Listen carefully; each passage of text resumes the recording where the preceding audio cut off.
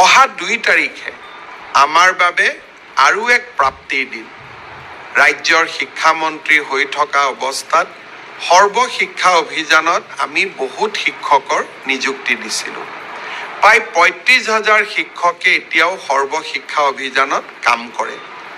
বহু সময়ত বহু লোকে প্ৰশ্ন কৰিছিল, এওঁলোকৰ চাকৰি নাথাকিব, এওঁলোকৰ চাকৰি গুচি যাব। 2011-12 চনৰ পৰাই এনেকুৱা বিতৰ্কই আমাৰ সমাজ জীৱনখনক আক্ৰান্ত কৰি আহিছিলে। অহা 2 তাৰিখে আমি যোগ্য বুলি বিবেচিত প্ৰায় 24,000 শিক্ষকক চৰকাৰৰ আওতালৈ আনিম। অৰ্থাৎ এওঁলোক এতিয়াৰ পৰা চৰকাৰী শিক্ষক হ'ব। NPSৰ ব্যৱস্থা থাকিব।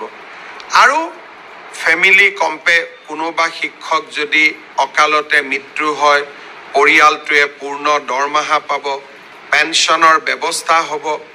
এটা তেওঁলোকে জীৱনত নতুন নিৰাপত্তা পাব। 2 তাৰিখে মই সকলো নিৰ্বাচিত শিক্ষকক আমাৰ খানাপাৰা ফিল্ডলৈ নিমন্ত্ৰণ জনাইছোঁ। তাতে আমি নিয়োগ পত্ৰসমূহ বিতৰণ কৰিম।